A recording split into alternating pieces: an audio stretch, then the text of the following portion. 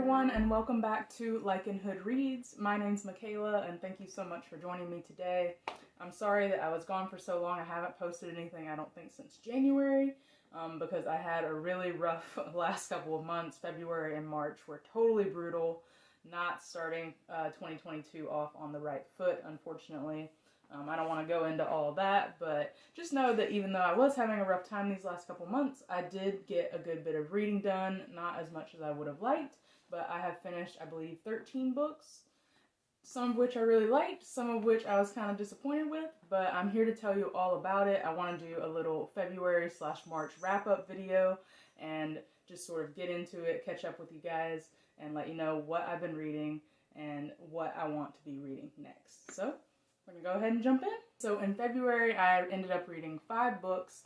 Most of the books I read in February and March were actually on audiobook, which is super exciting. I switched over to Scribd instead of using Audible like I've been doing the last several years.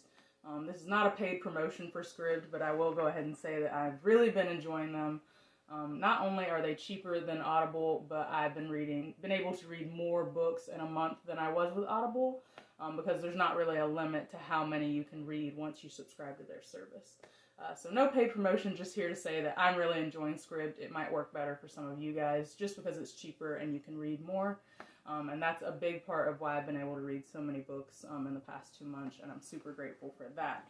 So jumping right in here, the first book I read in February was actually The Drowned Country by Emily Tesh. So that is the sequel to Silver in the Wood by Emily Tesh. It's the Greenhollow duology. So I read Silver in the Wood right at the end of January. I probably talked about it in my January wrap-up. And then I started the month off with The Drowned Country. So I did those right back to back. I enjoyed both books, the Greenhollow duology by Emily Tesh, the first one being The Silver in the Woods, and then the follow-up being The Drowned Country. There is a little bit of a time jump between book 1 and book 2. I think it's a 2-year time jump, 2 years and some months probably. And they're very different, the 2 books. The first book was kind of like a short, sweet, very enchanting fairy tale, fable type feel about the green man of the forest. A lot of fae vibes, a lot of fae references, and the whole thing felt like just a nice little queer love story, which I really enjoyed. And I read the first book, Silver in the Wood, in one sitting, in one day. I didn't even plan it that way, it just happened before I knew it was over. The Drowned Country I read on audiobook. I did have Silver in the Wood in physical, and I flew through it in one day, but The Drowned Country I ended up doing on audiobook. Both were good. I really liked the audiobook narration for Drowned Country, and I really liked reading the physical as well. Silver in the Wood just has like a really beautiful cover that I'm in love with. It's what drew me to the book in the first place. It's fantastic cover art.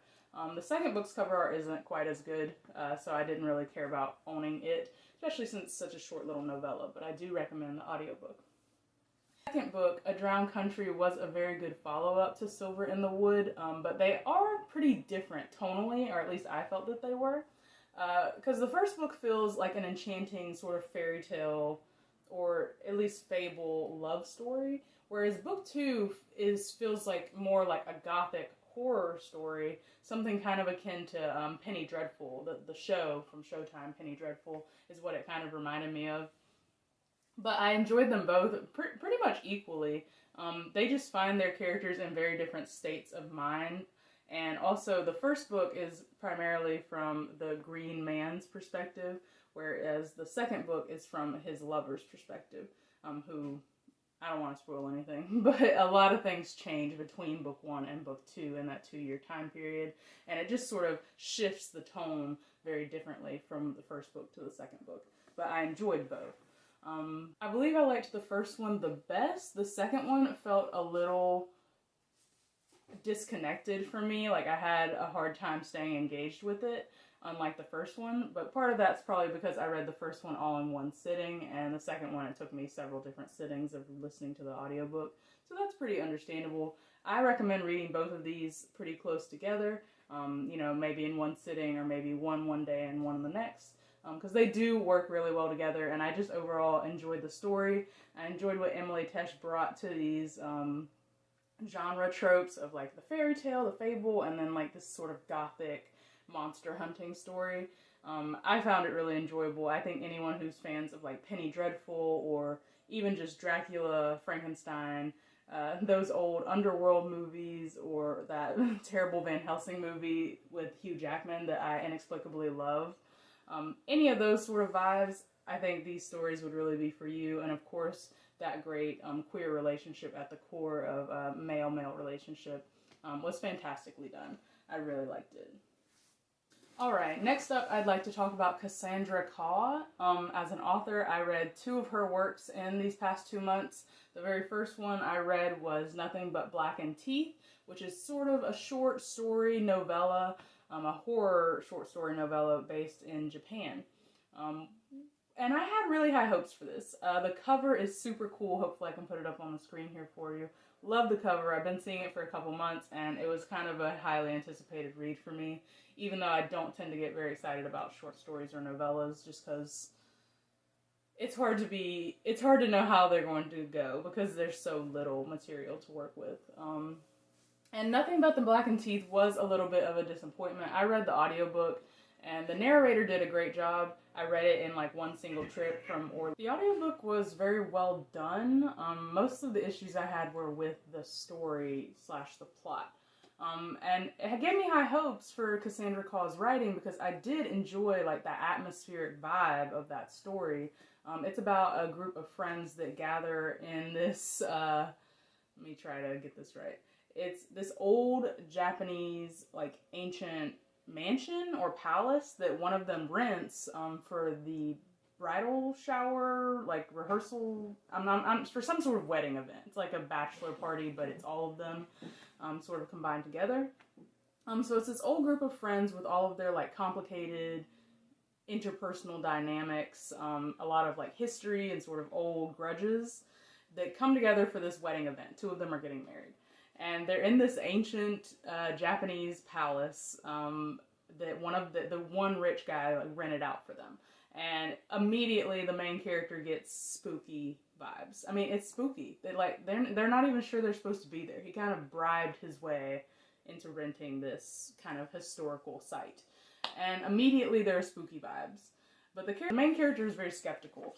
And she's all caught up in like her own emotions and all of this sort of history that's being dredged up by seeing these old friends and being in this friend group. And something I really enjoyed about it was 1, the atmosphere, and 2, the dialogue. All the banter and talking between these friends and just sort of tiptoeing around these different issues and these old grudges and fights and relationships that they've all obviously been through in their young adult lives. But I wanted so much more of that history. Like, that was the stuff I was interested in, was these interpersonal dynamics and these interpersonal histories. And they kept being hinted at, mostly in the dialogue and a little bit in the characters' inner monologue, but I wasn't getting enough of it. Like, I wanted the full story. And as the short story was progressing, I kept thinking I was going to get, like, this full history, get the full story of, like, exactly what went down and how it went down. But it was a little bit withheld from me, and then in like the second half or like the last quarter of the story, the plot just really tumbles forward kind of down this rabbit hole of the haunting. In the first half of the story, I wasn't sure if the haunting was going to be real, like a real thing, or more of a psychological horror kind of slow burn, thing that they were imagining because they were in this creepy place with all of these negative emotions that needed to be dealt with. But the plot does tumble into a actual real haunting situation, and I wish that it had not done that, because it tumbles down this rabbit hole and kind of just becomes nonsensical as this haunting ramps up and terrible things happen, and it all turns into a big mess, and all of the stuff that I was interested in, the banter, the interpersonal histories, the relationships, that all just gets thrown to the wind and forgotten in place of this haunting. Now, I think something like that might have worked in a longer form if this story could have built up all of that suspense in terms of both the interpersonal issues and the haunting, and then gotten messy in the middle, dealing with the ghost and the haunting, and then sort of in some way, you know, resolved all that interpersonal stuff in a later half, that might have been really good. But this is a short story, or a novella. It's very short, and it just didn't leave any time for that. It was like some good stuff, good build up, and messy plot stuff, the end. And I didn't care for that at all. Some other people might feel differently. I think the story had a lot of potential, and I was definitely engaged with the writing and the characters, and especially the character dynamics, but it just did not pay off for me at all. I wasn't really interested in the haunting or the horror elements beyond the atmospheric. The atmospheric was good, but the actual haunting, the actual ghost and entity thing that they encounter, I didn't care that much about, honestly, especially once we actually see the ghost and, like, encounter it. I just was losing interest at that point. So that was a bit of a disappointment, and that brings me to my follow-up. The second Cassandra Khaw book that I tried to read during this time period is the All-Consuming World, which I hauled in my Christmas, or slightly after Christmas, New Year's book haul. This was a very anticipated read for me. I've been wanting to read this for like most of the fall from last year since it came out. I really liked the cover. I liked the title. And I knew that it was like queer horror sci-fi. Right now I am just about halfway, not quite halfway through it, on page 127 out of, it was like 279 or 280. And I don't know if I'm going to be able to finish it. I think I'm going to DNF it for right now, just because this writing style is not working for me. This is a very different writing style from what we saw in Nothing But the Blackened Teeth. And of course it's a different form. I didn't expect it to be exactly the same. But the world building is just not really happening. I don't have a way to visualize this world very well. The plot is that this group of old mercenaries that are made up of clone bodies, I guess. So they've been alive for quite some time, jumping from clone body to clone body. They had some sort of falling out nearly 40 years ago, and now they're all coming back together for one like final mission to kind of fix this giant mistake that happened that ended up tearing them apart. And half the time I can't even tell what's going on in this novel. Like, it's very nonsensical. The writing, like the actual prose, is just like a fever dream. Like, it's hard for me to understand what I'm being told in the moment. There are a lot of big words, and it's not, and I don't say that like, oh, I need more pictures, you know? No, it's just that, like, there are too many big words. It's more like showing off, really. And it doesn't always fit the character tones. Some of the characters in this book, one's like a scientist, one's a literal robot, and you might expect those characters to use a sort of exaggerated, pretentious vocabulary with lots of big words. I could expect that, and I could definitely accept that, and I don't mind big words, but other characters, like the one from the very first chapter, she is like a brawler. She's like a street rat brawler, sort of the muscle of the group.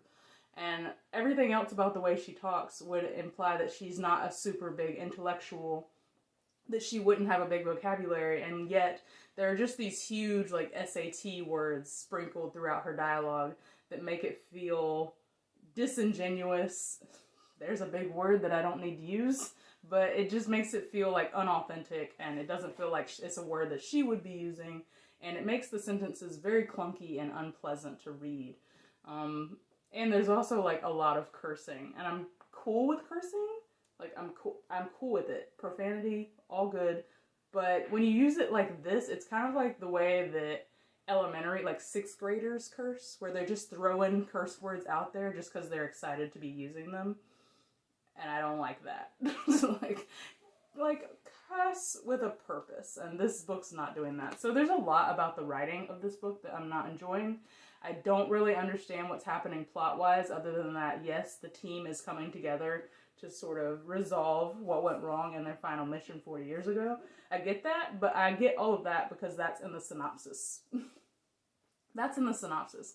A lot of, like, there are whole chapters in this where I have no idea what's going on.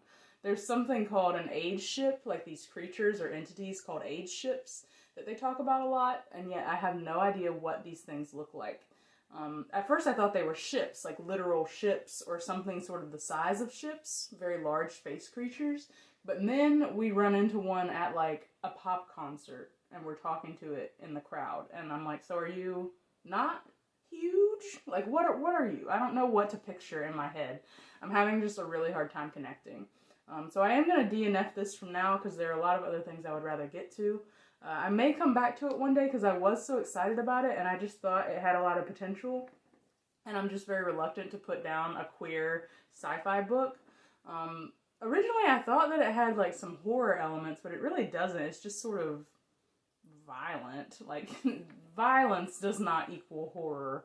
But there is a lot of like violence and gore in this, if that counts. So yeah, I'm putting this down for now. Not too impressed by Cassandra Khaw's writing at this point, but I'm not going to write her off entirely because I think she has some cool ideas. She's just having some like execution issues. So maybe I'll finish this one day. Maybe I'll finish it this year. I'm not really sure, but to be continued.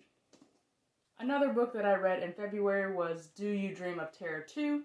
And that is by, let me see, Temi O, I believe. Terra-Two by Temi O. It's a very short novel. I'm not going to call it a novella, because it did feel like a full-length novel, but it was pretty short. I read it on audiobook. I thought that the narrating cast did a really good job. That was not the issue. I didn't dislike it, but I didn't love it either. I thought it had a really great premise and a super strong start. I was very into it at the beginning. This group of very talented teenagers is being recruited and trained from a very young age at a prestigious high school to be astronauts that are going to travel to this planet that has been discovered and that they predict is going to be inhabitable for humans. So they're going along as part of the initial team along with a bunch of senior astronauts and scientists to go ahead and establish like a colony and a base and get this planet ready for colonization, essentially. Been training for and have fought for and have been chosen for years in advance. They've been training for it for basically their entire high school careers. And when it finally comes time to launch and to go on this journey that they won't return from, that's the thing. They're leaving forever, leaving Earth forever, to go to Terra-Two, where no one has ever been. It's this group of teenagers. They all have different skills, they all have different personalities, and they all have different purposes on the mission. And it starts off really strong because one of them, it's not really a spoiler, but one of them gets killed on the day of the launch in an unrelated accident, and someone else from the backup crew has to replace her very last minute, and then they go off into space, like on this journey. And I thought that sounded great. I was super excited for it. I thought it was going to be this really epic kind of drawn out journey film, like their long journey through space in this isolated spaceship and like learning to live together, learning to work together, their ups and downs. I was just really expecting a lot for it in terms of character development, interpersonal dynamics, and just like emotional payoff. And it wants to go there. It goes there for most of it, and that's how it starts off. I just think this book needed to be a lot longer. Like I said, it was a short novel, and I felt like it needed to be a long novel. Like, I would have read this book throughout their entire journey to Terra-Two. Like, it was supposed to take them, I forget, maybe like 10, 20, I don't know, a long time. And I wanted to see these kids and their relationships develop from the age, when they were 19 all the way to when they were 30 and when they would finally reach Terra-Two. And I wanted to like live in those relationships, live in that confined space with them. And I wanted to live in that anticipation of getting to this place. And I thought there were some really good character dynamics that worked there that I just wanted to like sit in for a long space journey. But instead, the book, some stuff happens. Of course, there are obstacles along the way, which is to be expected, but then the book just like bails on its whole concept, and I don't know why, and I'm still disappointed by it. We don't get to travel that whole journey with them. I think we only do it for maybe like a year and some months before the book ends, and we don't get to know if they make it to Terra-Two or not. Which is unfortunate. It's like, it's not the ending, it's not the cliffhanger that I'm angry about, it's just that I felt like there was so much potential in this journey story, and we don't even tell like a sliver of it, really. So I wanted a lot more from that novel. If the author was going to write a follow-up or a sequel of some kind, I would be excited to read it, because I just thought that that character and this story and this premise had so much potential that I really wanted to like live in for a while, and we didn't get to do that with such a short novel, and I would be glad to see more of the story continued.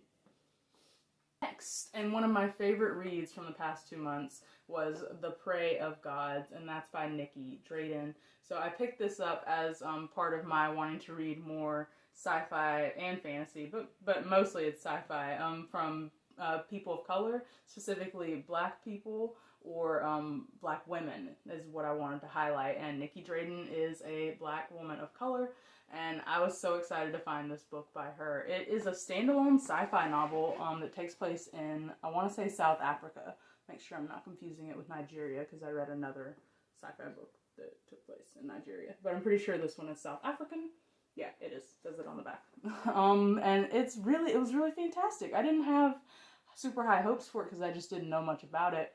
And to be honest, this cover looks a little like generic sci-fi. But it was unique, and it was fun to read, and it was queer. There was a queer Manuel relationship in this book, kind of at the heart of it, but it is a third-person narrative, takes place from multiple POVs. One of the main characters is this regular, high school guy, who is in love with his best friend. So there's a little bit of friends to lovers in there, and I felt like that relationship was handled really well. Another character is a drag queen who is also a politician, so there's a lot of like anxiety in terms of their identity, and I think, I don't want to spoil. Okay, not gonna spoil. Anyway, and another is a little girl who discovers she has these sort of godlike abilities when she is attacked in her village. And then the last one is this goddess who has been kind of dethroned, or was dethroned a really long time ago, and she's just barely scraping by on these little bits of power that she can scrape together for herself, and she's just desperate to be on top again. So it's a really colorful, interesting array of characters, and this South African sci-fi world feels not that far away. It's full of like robots, like helpful bots that help us, and the sci-fi elements are not overwhelming, and it's a world that it feels very close at hand, like this could very possibly be in our near future, and I really like that about it. The world building is done well, but it's not something that's overwhelming or hard to digest.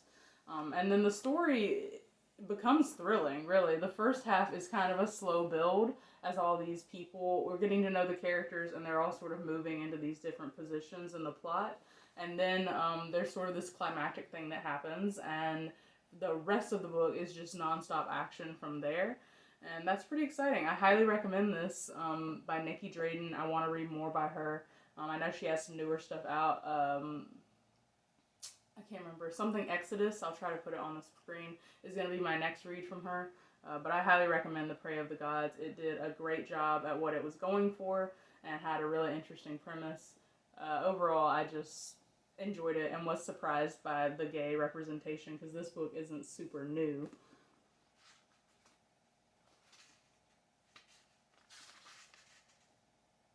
(2017), not that old, but still, I feel like when I buy a sci-fi book now, there's a good chance that it might have some queer representation in it, but if I had bought a sci-fi book 5 years ago, I wouldn't have expected that. So, good on Nicky Drayden, highly recommend it. The audiobook is also very well done. And last but not least, for February, I read Noir, that's N-O-O-R, by the same author of the Binti trilogy. She's a big name in sci-fi right now. One of those black women authors that you're going to see on all the lists. I have read a couple of her books. I read the first Binti story. I read Remote Control last year, and now Noor. I have to be honest, I'm not sure that she is going to be an author for me. I want to read the rest of the Binti trilogy because I did enjoy that first story, even though I read it a couple of years ago and probably need to reread it before continuing on with the trilogy. But I was not crazy about Remote Control that I read last summer. It was just sort of underwhelming for me. I've kind of discovered that I don't really like stories that mostly take place from a child's perspective. Something about that just kind of, I don't know.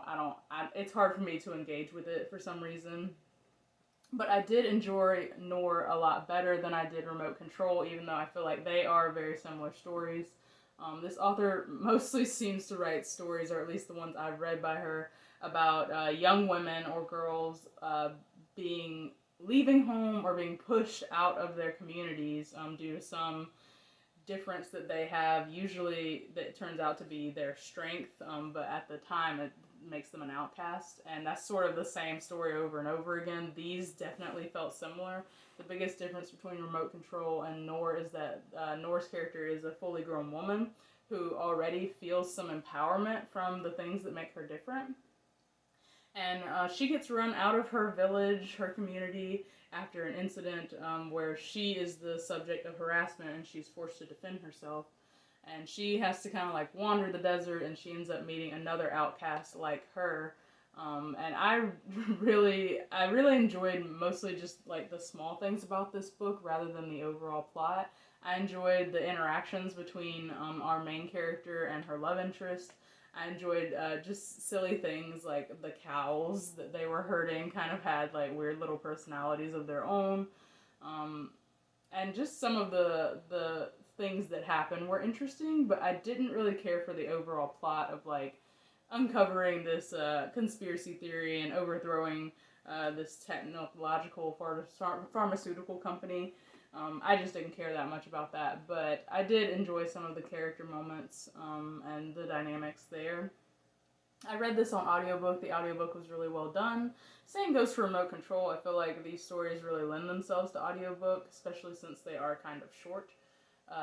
But I did enjoy this a lot better than Remote Control, and I hope that I can enjoy some of this author's work in the future, as well as that Venti trilogy, because I really want to like her, but I can't say that I do yet, unfortunately. So we'll see how that works out.